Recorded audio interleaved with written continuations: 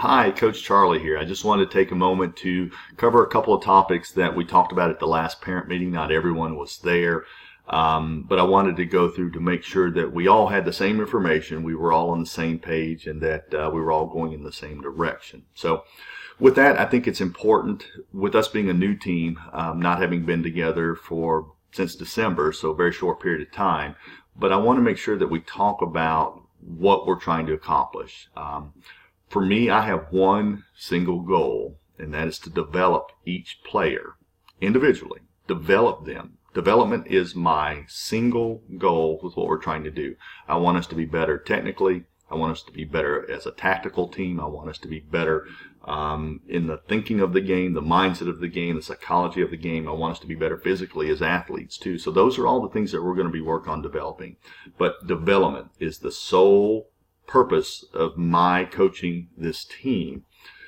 It's not about winning. It's not about the losses. It is about development. And if we do the development piece of it right, like I have done this many times in the past, the winning will come. But I'm going to need your help on some things. And that's what we talked about the last parent meeting.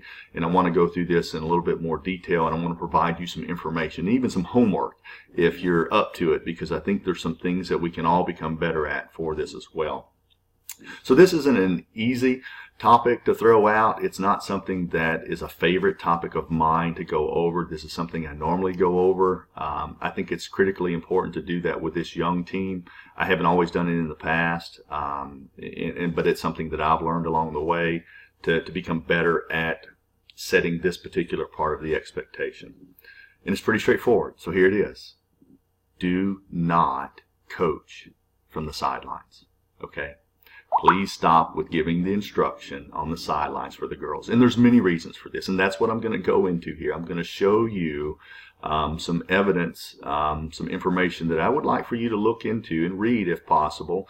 But there's a lot of reasons, not just because it's bothersome to the coach. That's not it at all. It solely has to do because it interferes with my number one goal, and that is to develop your child as a soccer player, to help to get the best out of them. So I'm going to minimize me so that you don't have to see this the entirety of the time, but I'm going to show you some information. You can Google this, look it all up for yourself, and we'll talk more about it as we go through.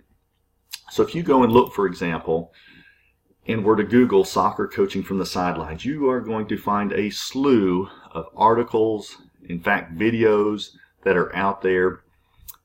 And guess what? There are very few, if any of them, that talk about the positive attributes of coaching from the sidelines, because there's not any. And coaching from the sidelines just adds to the confusion, because the girls are trying to make decisions. We are trying to help them make decisions. And we want them to recognize patterns of play, situational events, whether it's player formations, what it is they're trying to do, but to make the best decisions for themselves. Guess what? They're going to make mistakes. They're going to make tons of mistakes. That's just part of how they learn in this sport. So in looking at that, when we talk about sideline coaching, one of the things that came up from U.S. Youth Soccer that I wanted to share with you, it talked about sideline etiquette. 6 tips to make youth soccer better for parents and players. Look that up if you want to read through the entirety of the article. I'm not going to go through that, but I wanted to highlight the very first thing that it mentions: avoid coaching from the sideline while watching your child's game. Again, not going to read through all of this, but the one thing that I highlighted here, it says it's conflicting with what the coach is trying to do. And in fact, that's very true, and it's even more so with the practice sessions that we did this week.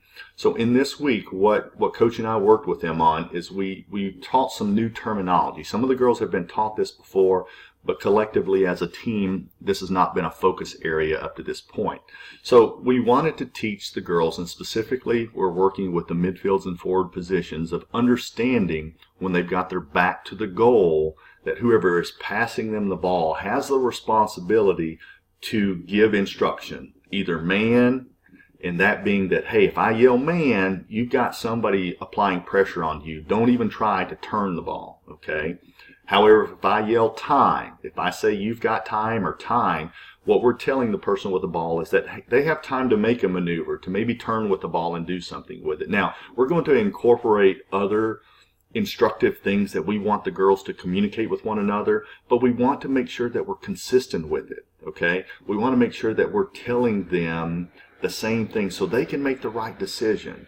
And if we have parents on the sideline that are giving instruction, for example, I hear this all the time, and it's really grating to hear this, but when a player gets the ball and someone starts yelling, "Go, go, go, go," well, guess what? That's not what we might want them to do. If they've got pressure on their back, we're wanting them to drop the pass, right?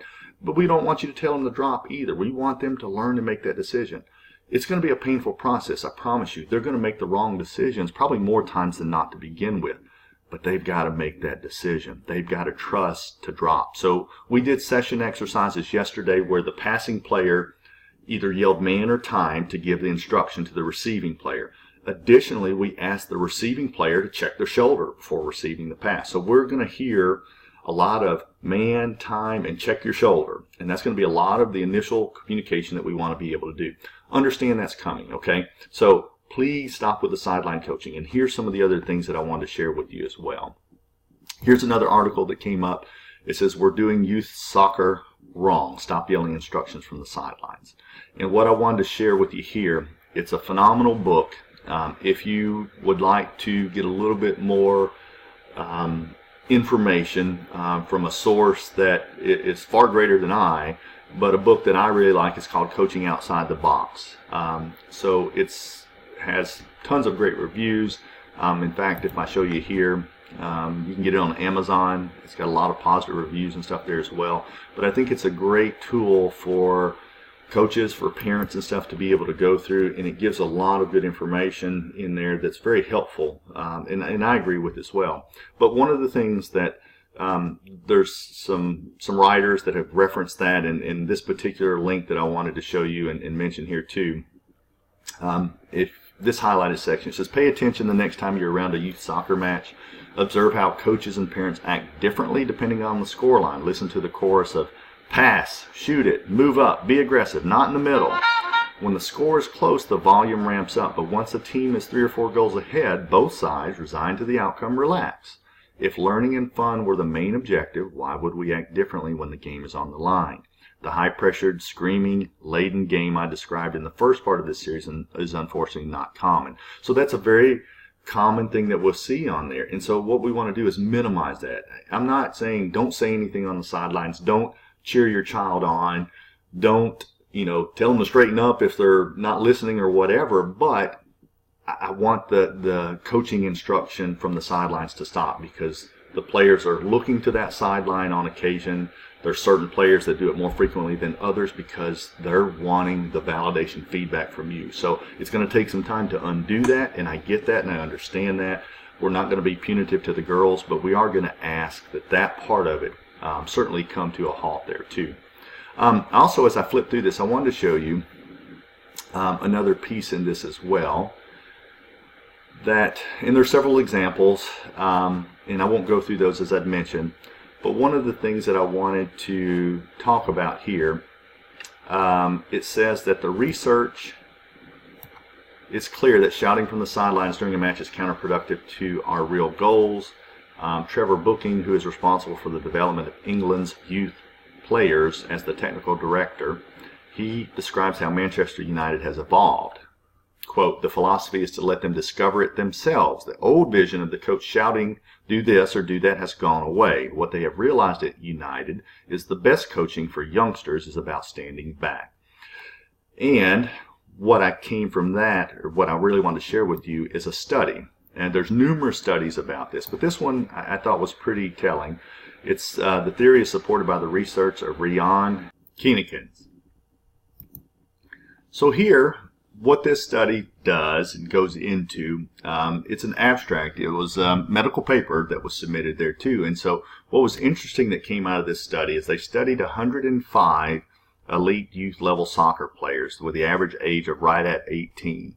And so they measured different things on these. They're trying to find a correlation of what best predicted their success in being able to make it as a professional soccer player as opposed to an amateur soccer player. Obviously, these 105 elite level athletes were at a point where professional ranks were in their immediate future. So trying to decide and determine what made those become professional soccer players versus those that became amateur soccer players.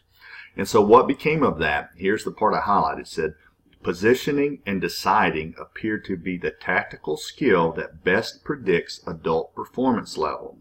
This is especially true for midfielders with the correct classification of elite youth players in the range of 80%.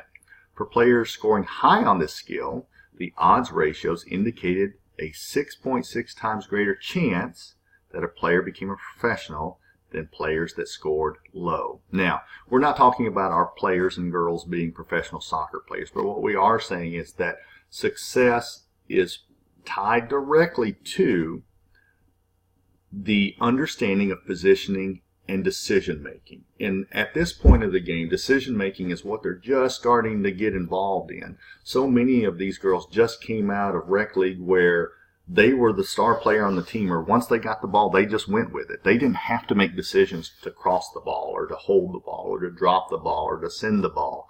So the decision making is at its informative infancy right now. And what will help us get off to the fast forward step is that we minimize that instruction on the sidelines. Again, remember, my number one goal is to develop each of these players. So we're going to get there regardless, but we're going to get there faster if I can get some help on the sidelines and making sure that our instruction is not coming from the parent sideline, that it's coming from the coach's sideline. So it's going to take some time, it's going to take some practice, but I know we can do it, and I wanted to show all this information out there just so that you guys have some things to research, to look at, to understand. Know that this is not something that I'm trying to pull out of thin air, but it is something that I think that will help us if we all have a better understanding of it. I'm also going to show you this video through here too, and we'll play it so that you can, and I'll speak to it because the audio isn't that great when I record it this way, but this is essentially a video that comes from the author that wrote the book that I recommended there on Amazon, but it's Coaching Outside the Box. And essentially what he goes on to say is that players need the freedom to make decisions, that they need to be able to look at a situation, see the pattern, recognize what needs to be done, and then make that decision. So it really does help to develop a good soccer brain, a good soccer mentality. So that's the part of it, the mental piece that's tied with the tactical, that we really want the kids to become much more skilled at. It's something that has to be developed. So this is, again, the book there too that I recommended. He goes on to say that the best players in the world are incredible decision makers. So you can see Messi and Ronaldo and others. But the decision making is what really has to get better. You know, many parents and coaches prevent this learning process. So it's not just on one sideline, it's on both sidelines where we can limit the understanding of the girls by giving too much instruction. So they've got to see, and they've got to look up, and they've got to make these decisions. You'll hear this all the time: shoot, pass, go, go, go. So that's not uncommon, and I've been guilty of it. I'm sure many of you have been guilty of it, but this sideline behavior just really halts the development of the soccer player as a whole. And so we want to make sure we're developing not just the ability to pass and kick, but the understanding of the game, the decision making of the game, because it's so critically important. It says we all have a built-in natural learning capability that is actually disrupted by instruction, right? So while we're trying to learn, if we're yelling instruction, it's hard to learn. 1 + 2 = what? What would happen? Would this happen during a math quiz, for example? Would you go to your child's school and start yelling out answers to them? Of course, we all know the answer. We wouldn't do that. But that's essentially what we're doing on the soccer field. We're yelling instructions of what to do, so they're not fully gaining that experience of learning.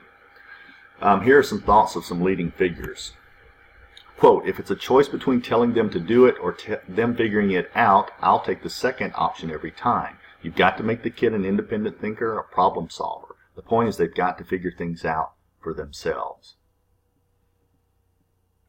Quote, you don't want prescribed motions of play. The kids have got to learn and find out through their own experiences without adults telling them what to do and when to do it. That's a better way for learning. Journal of Sports Sciences. Quote, for some reason, adults, some who can't even kick a ball, think it's perfectly okay to scream at children while they're playing soccer. How normal would it seem if a mother gave a 6-year-old some crayons and a coloring book and started screaming, use the red crayon, stay in the lines, don't use yellow? Do you think that could child would develop a passion for drawing? And we know the answer there. Of course they wouldn't. So what I want to challenge each of us to do is to become better on the sideline, right? To encourage our kids. We want you cheering for them. We want you to be excited for them, but we really want to minimize the amount of instruction that comes on the sideline.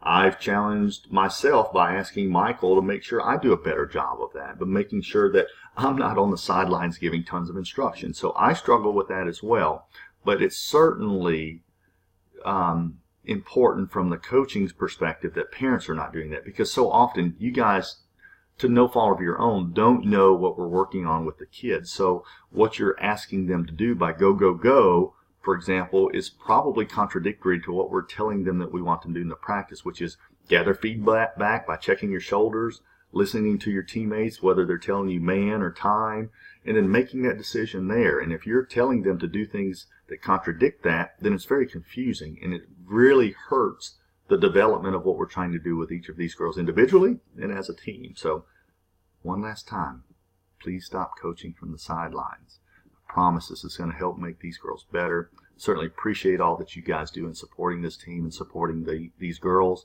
and excited to be working with them because I'm very pleased with the direction that we're going. Thank you again.